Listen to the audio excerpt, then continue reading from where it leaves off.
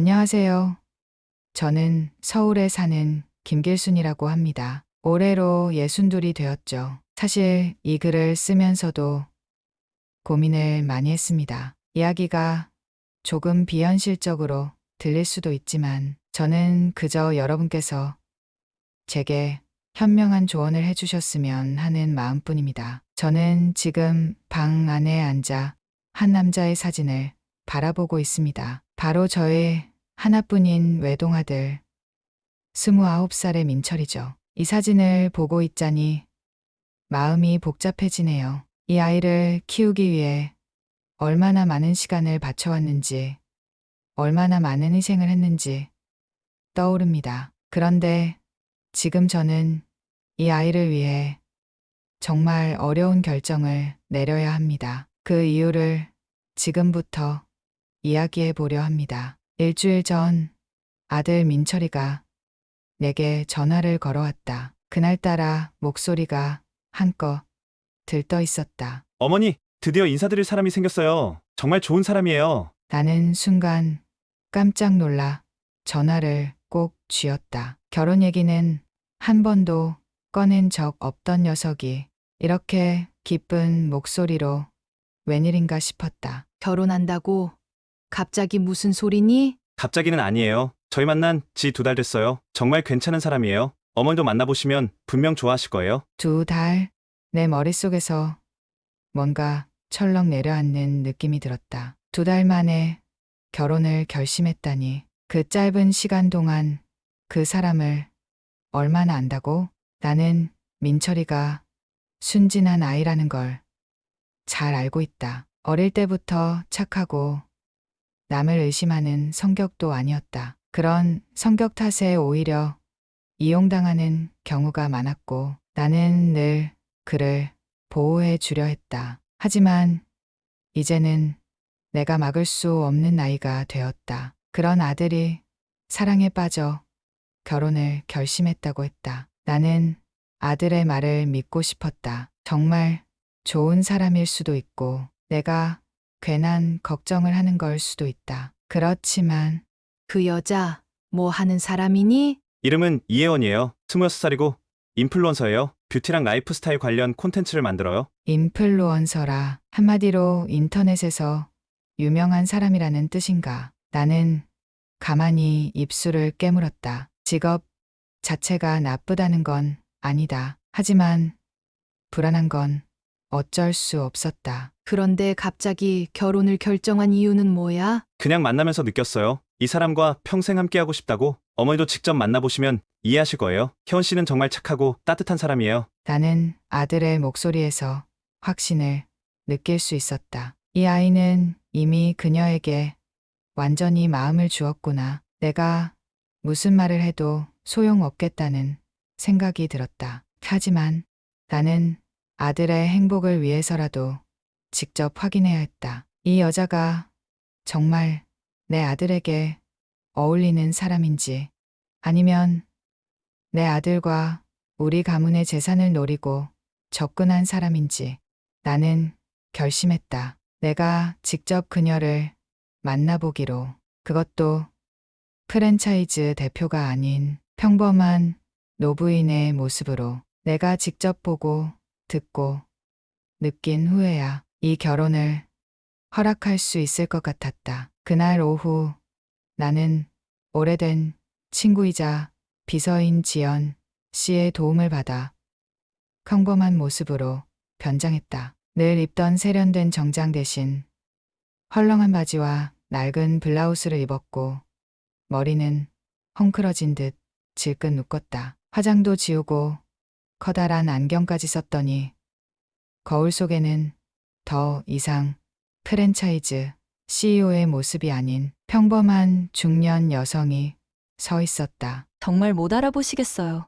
지연 씨가 감탄하며 말했다. 그래야지. 오늘은 사장님이 아니라 그냥 식당에서 일하는 직원일 뿐이니까. 나는 미소를 지으며 대답했다. 하지만 속으로는 긴장이 되었다. 정말 혜원이 아들에게 어울리는 사람인지 내 두 눈으로 직접 확인해야 했다. 그리고 몇 시간 뒤 나는 혜원이 자주 간다는 우리 프랜차이즈 매장의 한 지점으로 향했다. 오늘 하루 난 이곳에서 직원으로 일할 예정이다. 오후 1시가 조금 지난 시간, 마침내 혜원이 식당 문을 열고 들어왔다. 그녀는 최신 유행하는 원피스를 입고 손에는 명품 가방을 들고 있었다. 그리고 혼자임에도 불구하고 다인석 자리에 앉아 여유롭게 휴대폰을 보고 있었다. 나는 천천히 그녀에게 다가가 조심스럽게 말을 걸었다. 손님, 죄송하지만 이곳은 단체석이라 혹시 저쪽 2인석으로 옮겨주실 수 있을까요? 혜원은 얼굴을 찡그리며 나를 위아래로 훑어보았다. 그리고는 한숨을 내쉬며 퉁명스럽게 말했다. 아줌마, 내가 누군지 아요? 네, 나 이 프랜차이즈 회장님 아들 민석 씨 예비 신부예요. 그녀는 비웃듯이 말을 덧붙였다. 근데 이 직원 교육을 대체 어떻게 시킨 거죠? 손님한테 말하는 태도가 이래요? 나는 애써 침착하게 대답했다. 죄송합니다. 손님. 하지만 이곳이 단체석이라 다른 손님들이 이용하시기 불편할 수도 있어서요. 혜원은 짜증을 내며 손으로 테이블을 툭툭 두드렸다. 하, 진짜? 나한테 이 자리에서 일어나라는 거예요? 너무 황당해서 말이 안 나오네. 나는 더 이상 말을 보태지 않고 조용히 물러났다. 그때 혜원이 옆 테이블에 있던 친구에게 낮은 목소리로 속삭였다. 진짜 저런 사람들 불쌍하지 않아? 저 나이 먹고 아직도 이런 데서 일해야 한다니. 얼마나 못났으면 저러고 살겠어? 순간 가슴이 철렁 내려앉았다. 나는 손에 쥐고 있던 쟁반을 꽉 움켜잡았다. 혜원이 내 며느리가 된다면 우리 가족은 어떤 일을 겪게 될까? 내 아들은 정말 이 사람과 평생을 함께해도 괜찮을까? 그녀를 직접 만나보기 전까지는 혹시라도 오해일 수 있다고 생각했지만 이제 확신이 들었다. 혜원은 겉으로 보이는 것과는 전혀 다른 사람이었다. 나는 더 이상 그곳에 있을 필요가 없었다. 좋은 하루 보내세요. 나는 짧게 인사한 뒤 식당을 나섰다. 마음속에서 무언가 무너져 내리는 기분이었다. 며칠 후 아들 민석이 혜원을 집으로 초대했다. 나는 그 사실을 알지 못한 채 거실에서 차를 마시고 있었다. 그런데 초인종이 울렸다. 어머님, 안녕하세요. 익숙한 목소리에 문을 열어보니 혜원이 서 있었다. 그녀는 밝은 미소를 지으며 능숙한 태도로 나에게 인사를 건넸다. 마치 우리가 처음 만나는 것처럼. 나는 애써 미소를 지으며 그녀를 거실로 안내했다. 어서 와요. 혜원 양, 민석이는 아직 도착 안 했나 보네요. 네, 회사에 급한 일이 생겼다고 해서요. 먼저 와서 기다리고 있으라고 하더라고요. 그녀는 자연스럽게 소파에 앉아 주변을 둘러보았다. 거실 곳곳을 살피던 그녀의 눈빛이 달라지는 걸 나는 놓치지 않았다. 소파 그림, 장식품 모든 걸 하나하나 유심히 살펴보며 감탄하는 표정이었다. 정말 멋진 집이에요. 고급스러우면서도 따뜻한 분위기가 있네요. 혜원은 의미심장한 미소를 지으며 말했다. 나는 조용히 그녀를 바라보았다. 그런데 문득 혜원의 표정이 미묘하게 변했다. 근데 어머님, 저 혹시 어디서 뵌 적 있나요? 나는 순간 심장이 철렁했다. 어디서라니요? 나는 차분한 목소리로 되물었다. 모르겠어요. 그냥 느낌이 그래요. 혜원은 고개를 갸우뚱하며 나를 빤히 바라보았다. 마치 기억을 더듬는 듯한 표정이었다. 순간 며칠 전 식당에서 내게 퍼부었던 독설들이 떠올랐다. 설마 알아본 걸까? 하지만 이내 혜원은 미소를 지으며 고개를 저었다. 아, 아닌가 봐요. 그냥 기시감이 느껴져서요. 나는 속으로 조용히 한숨을 쉬었다. 그럴 수도 있죠. 어쨌든 편하게 있어요. 차 한 잔 드릴까요? 네, 따뜻한 커피 한 잔이면 좋겠어요. 나는 주방으로 향했다. 그리고 문득 주방에서 거울에 비친 내 얼굴을 보았다. 그날 식당에서의 초라한 모습과 지금의 모습은 너무도 달랐다. 다행이다. 그녀는 아직 나를 알아보지 못했다. 그러나 안심할 수는 없었다. 그녀는 탐욕스러운 눈빛으로 집안을 훑으며 자리에서 일어나 장식품을 손으로 만지작거렸다. 그 모습에 나는 다시금 확신했다. 이 여자의 본성을 반드시 민석에게 보여줘야 한다. 그리고 마침 좋은 기회가 있었다. 며칠 후 우리 회사의 자선 행사가 열릴 예정이었다. 이 행사가 회원의 가면을 벗길 노대가 될 것이다. 며칠 후 나는 자선 행사장에 도착했다. 이 행사는 내가 운영하는 프랜차이즈 그랜드의 신규 런칭을 기념하면서도 어려운 이웃을 돕기 위한 의미 있는 자리였다. 특히 이번에는 우리 가게에서 일하는 직원들, 가맹점 사장님들, 그리고 봉사 단체 관계자들을 초청해 함께하는 뜻깊은 행사로 기획되었다. 그리고 무엇보다 회원의 진짜 모습을 볼 수 있는 기회이기도 했다. 나는 행사장 입구에서 하객들을 맞이하며 회원을 기다렸다. 잠시 후 그녀가 민석과 함께 등장했다. 고급스러운 원피스를 차려입고 우아하게 미소 짓는 회원. 그녀는 민석의 팔짱을 끼고 주변을 둘러보았다. 하지만 예상과는 달리 행사장이 생각보다 화려하지 않다는 걸 깨닫는 순간 미묘하게 표정이 변했다. 나는 그녀를 향해 미소 지으며 다가갔다. 어서 와요. 혜원 양, 오늘 뜻깊은 자리에 함께 해줘서 고마워요. 어머님 덕분에 좋은 자리에 초대받았네요.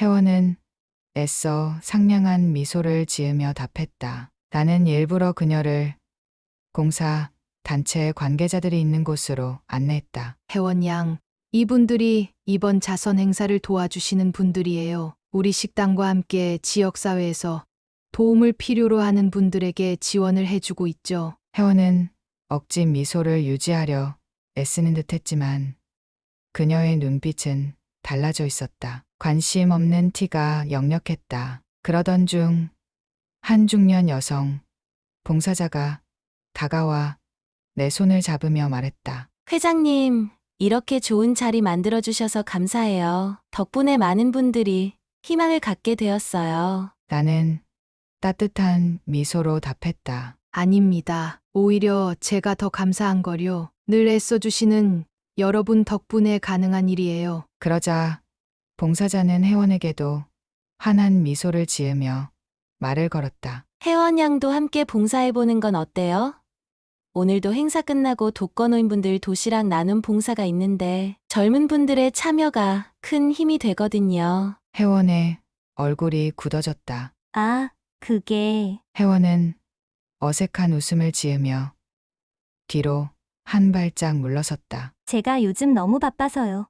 스케줄이 많아서 봉사 활동할 시간이 없어요. 하지만 마음만은 항상 응원하고 있어요.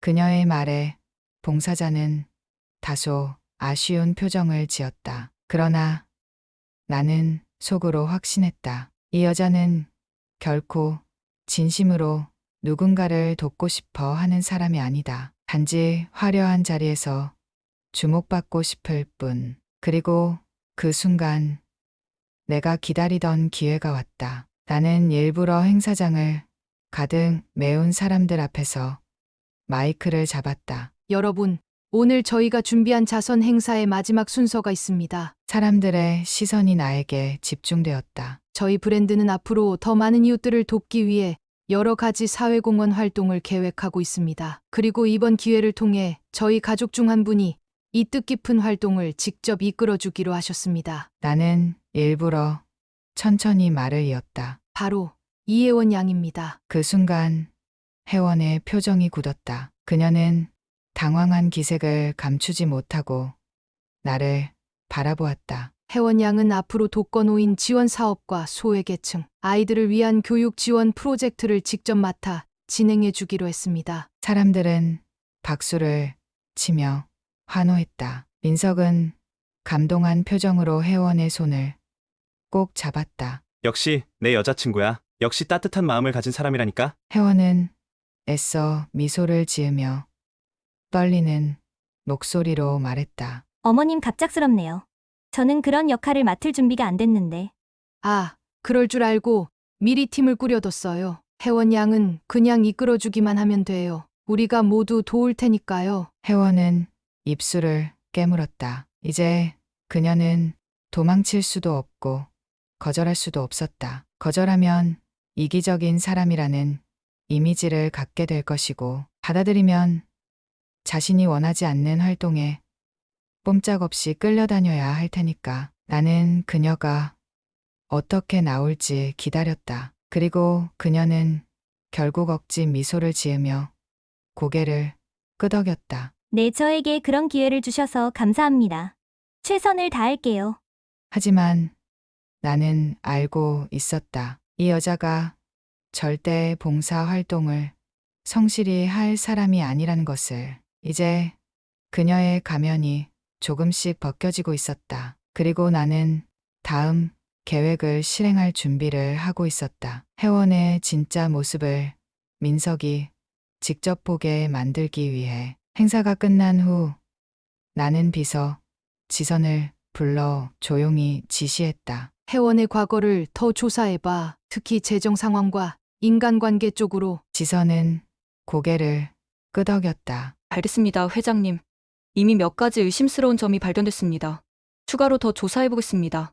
나는 마음을 다잡았다. 이제 곧 혜원의 민낯이 드러날 것이다. 며칠 후 지선이 내게 찾아와 의미심장한 표정으로 말했다. 회장님, 중요한 정보가 나왔습니다.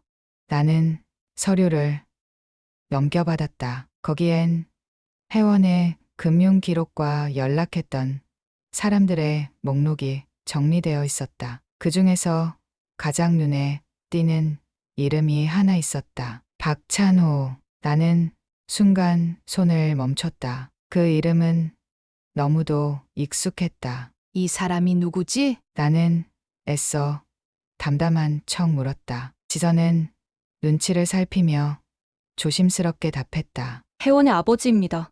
현재 병원에 입원 중이고 얼마 전까지 재정적으로 굉장히 힘들었던 기록이 있습니다. 나는 숨을 들이쉬었다. 혜원의 아버지, 그리고 그의 이름 박찬호라니. 내 기억 속에서 잊힌 줄 알았던 이름이 떠올랐다. 그 남자는 과거 내가 사랑했던 사람의 이름과 같았다. 설마.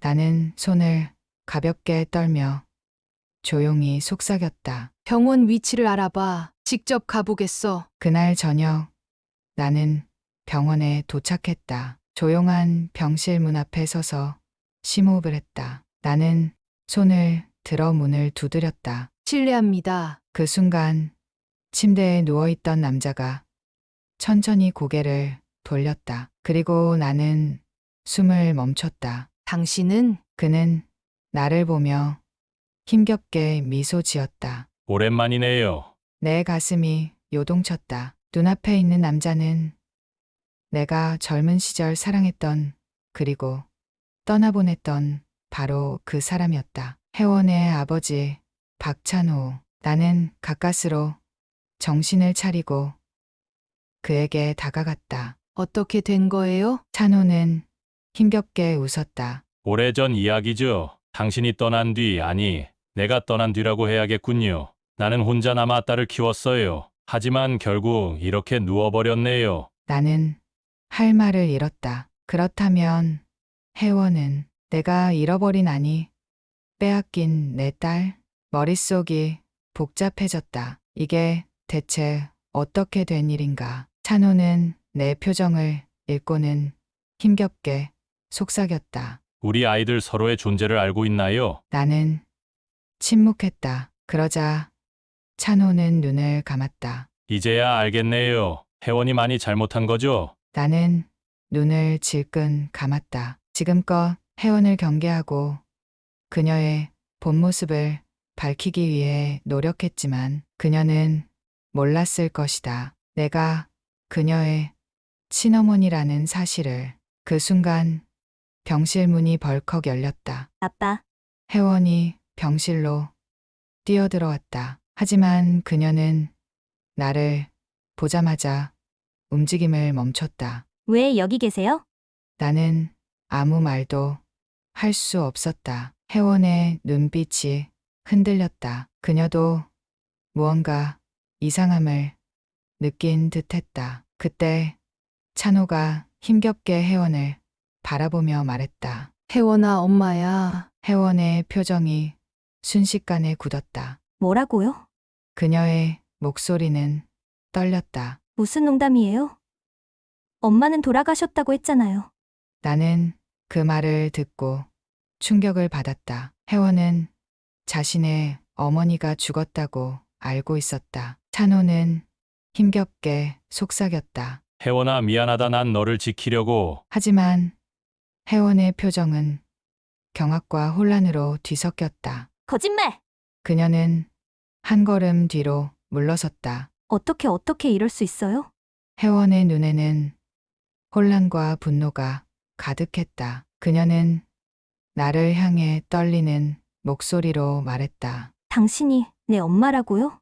나는 조용히 고개를 끄덕였다. 그러자 혜원은 믿을 수 없다는 듯 비틀거리며 병실을 뛰쳐나갔다. 나는 황급히 그녀를 따라가려 했지만 찬호가 내 손을 붙잡았다. 그는 힘겹게 속삭였다. 제발 혜원을 지켜줘요. 나는 그의 손을 꼭 잡으며 속삭였다. 내 딸을 다시는 잃지 않을 거예요. 그리고 나는 병실을 뛰쳐나갔다. 병원 복도 끝에서 혜원이 울고 있었다. 나는 조용히 그녀에게 다가갔다. 혜원아. 그녀는 나를 노려보았다. 거짓말이에요. 전부 거짓말이죠? 나는 조용히 고개를 저었다. 아니야. 이건 진실이야. 혜원의 눈물이 뺨을 타고 흘러내렸다. 그녀는 떨리는 목소리로 말했다. 그렇다면 왜 나를 버렸어요? 나는 그 말에 가슴이 찢어지는 듯했다. 혜원아, 난 널 버린 게 아니야. 나는 떨리는 목소리로 우리가 헤어질 수밖에 없었던 이유를 이야기하기 시작했다. 그리고 혜원의 표정이 점점 변해갔다. 처음엔 분노, 혼란, 그리고 마지막엔 깊은 슬픔. 나는 조용히 그녀를 바라보았다.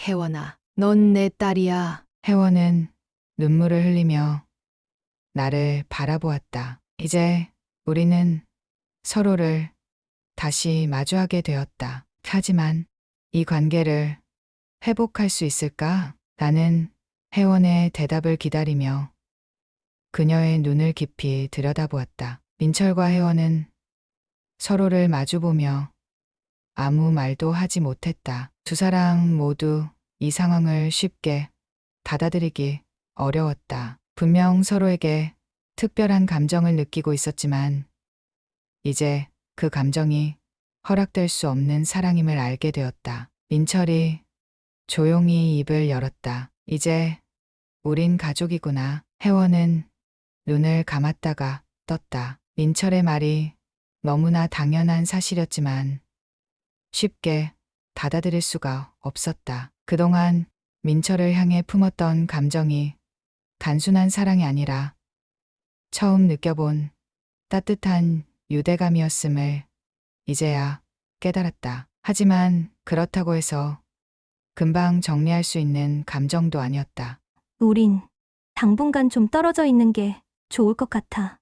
혜원이 어렵게 말을 꺼냈다. 민철도 고개를 끄덕였다. 서로가 너무 가까이 있으면 감정을 정리하기 어려울 테니까. 그렇게 두 사람은 한동안 거리를 두기로 했다. 혜원은 아버지의 병간호를 위해 지방의 요양병원으로 내려갔다. 민철은 회사 업무에 집중하며 자신만의 시간을 보내기로 했다. 시간이 흘러 혜원은 병원에서 아버지를 돌보는 일에 집중했다. 그녀는 지금까지 한 번도 제대로 가족을 위해 살아본 적이 없었다. 항상 화려한 겉모습만을 신경 쓰고 남들에게 인정받는 것에 집착했다. 하지만 이제야 진짜 중요한 것이 무엇인지 알게 되었다. 그녀는 병원에서 자원봉사를 하는 한 남자를 알게 되었다. 그 남자는 평범한 의사였지만 누구보다 환자들을 진심으로 대하는 사람이었다. 그는 혜원에게 따뜻한 미소를 지으며 말했다. 혜원 씨도 가족을 위해 열심히 하시네요. 대단하세요. 혜원은 어색하게 웃었다. 사실 전 그동안 가족을 위해 산 적이 없어요. 이제야 배우고 있는 거죠. 그 남자는 가만히 혜원을 바라보다가 말했다. 배운다는 건 좋은 거죠. 앞으로는 후회 없이 살아가면 되잖아요. 그 말이 이상하게 마음에 와닿았다. 혜원은 처음으로 자신의 인생을 다시 시작하고 싶다는 생각이 들었다. 그리고 그 남자의 따뜻한 배려 속에서 조금씩 마음을 열어가기 시작했다. 한편 민철도 변해가고 있었다. 처음엔 혜원과의 관계를 정리하는 것이 너무 힘들었다. 하지만 시간이 지나면서 그는 깨닫게 되었다. 자신이 혜원을 좋아했던 이유는 단순히 이성적인 사랑 때문이 아니었다. 그동안 외롭게 살아오면서 처음으로 온전히 마음을 나눌 수 있는 사람을 만났기 때문이었다. 하지만 이제 그는 그 빈자리를 다른 방식으로 채우기로 했다. 민철은 회사에서 새로운 프로젝트를 맡게 되었다. 그 과정에서 한 여성을 만나게 되었고, 처음에는 단순한 직장 동료였지만 점점 서로에게 마음을 열어갔다. 그녀는 화려한 사람은 아니었지만 민철이 힘들 때 옆에서 조용히 위로해주는 사람이었다. 몇 개월 후 혜원과 민철은 다시 만났다. 이제 두 사람은 서로를 바라보며 어색한 미소를 지었다. 예전처럼 가슴이 두근거리거나 복잡한 감정이 휘몰아치지는 않았다. 대신 오래된 친구처럼 편안한 기분이 들었다. 민철이 웃으며 말했다. 우리 잘 지내고 있는 거 맞지? 혜원도 고개를 끄덕이며 웃었다. 이제야 제대로 살아가는 것 같아. 두 사람은 마침내 진짜 가족이 되었다. 그리고 각자의 길을 찾아 새로운 사랑과 함께 나아가고 있었다. 몇 개월이 흐른 후 혜원과 민철은 다시 한자리에서 만났다. 이번 만남은 어색하거나 불편하지 않았다. 오히려 서로가 많이 달라진 것을 느낄 수 있었다. 혜원은 한적한 지방병원에서 아버지를 간호하며 많은 것을 배웠다. 그녀는 이제 더 이상 과거처럼 화려한 겉모습에 집착하지 않았다. 대신 타인을 이해하고 배려하는 방법을 배우고 있었다. 그 과정에서 그녀를 도와준 사람이 있었다. 바로 병원의 한 의사, 정우였다. 처음엔 단순한 인연이었지만 정우는 혜원을 있는 그대로 바라봐 주었다. 그녀의 과거를 알고도 전혀 편견을 가지지 않았다. 그리고 혜원 역시 정우와 함께하면서 새로운 감정을 느끼기 시작했다. 혜원 씨, 이제야 편안해 보이네요. 어느 날 정우가 조용히 말했다. 혜원은 미소를 지었다. 나 이제야 진짜 내가 누군지 알 것 같아. 그녀는 더 이상 과거의 자신이 아니었다. 이제는 다른 사람의 시선을 신경 쓰기보다 자신이 진정으로 원하는 삶을 살아가기로 결심했다. 민철 역시 많은 변화가 있었다. 그는 회사 일에 집중하며 바쁜 나날을 보내고 있었지만 예전처럼 모든 것을 혼자 감당하려 하지 않았다. 그에게는 이제 새로운 사람이 있었다. 회사에서 만난 동료 수진. 수진은 조용하면서도 강한 사람이었다. 겉으로는 평범해 보였지만 속은 누구보다 따뜻했다. 민철이 힘들어할 때마다 그녀는 특별한 말 없이도 그를 위로해 주었다. 처음엔 단순한 동료였지만 어느 순간 민철은 그녀와 함께하는 시간이 편안하다는 걸 깨달았다. 그리고 천천히 그러나 확실하게 그녀를 향한 감정이 자라고 있었다. 민철 씨, 이제 표정이 많이 밝아졌네요. 어느 날 수진이 말했다. 민철은 가만히 웃었다. 응, 이제야 나도 나 자신을 찾은 것 같아. 몇 개월 만에 다시 만난 혜원과 민철. 두 사람은 카페에 앉아 서로를 바라보았다. 우리 참 많이 변했지? 혜원이 먼저 말을 꺼냈다. 민철은 고개를 끄덕였다. 응, 하지만 이게 더 좋은 것 같아. 혜원은 미소를 지었다. 예전 같았으면 서로를 바라보며 복잡한 감정을 느꼈겠지만 이제는 아니었다. 두 사람은 진짜 남매로서 서로를 응원할 수 있는 관계가 되었다. 민철아, 너 요즘 좋아하는 사람 있지? 혜원이 장난스럽게 물었다. 민철은 잠시 머뭇거리더니 고개를 끄덕였다. 응, 너도 있잖아. 이번엔 혜원이 놀란 표정을 지었다. 어떻게 알았어? 너 얼굴에 다 써 있어. 두 사람은 함께 웃었다. 그 웃음 속에는 지난 시간 동안의 아픔과 혼란, 그리고 새로운 출발에 대한 기대가 담겨 있었다. 그날 밤 혜원과 민철은 어머니와 함께 저녁 식사를 했다. 오랜만에 한자리에 모인 가족. 어머니는 두 사람을 보며 흐뭇한 미소를 지었다. 이제야 진짜 우리 가족이 된 것 같구나. 혜원과 민철은 서로를 바라보며 고개를 끄덕였다. 맞다. 피가 이어진 것도 중요하지만 서로를 믿고 아껴주고 응원해주는 것이 진짜 가족이라는 것을 이제야 알게 되었다. 그리고 이제 두 사람은 각자의 삶을 찾아 나아갈 준비가 되어 있었다. 혜원은 정우와 함께, 민철은 수진과 함께.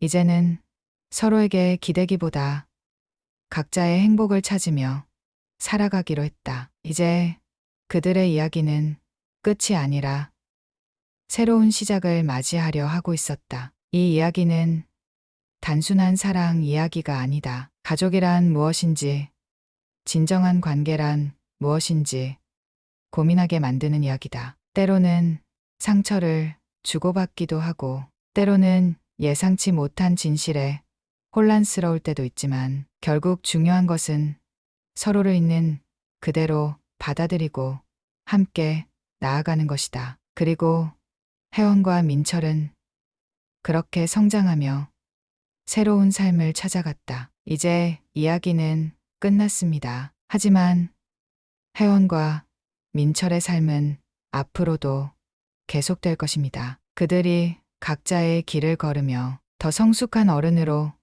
더 따뜻한 가족으로 살아가기를 바라며 이야기를 마칩니다. 오늘도 사연 정류장에서 사연 들어주셔서 감사합니다. 재미있게 들으셨다면 구독과 좋아요 부탁드립니다.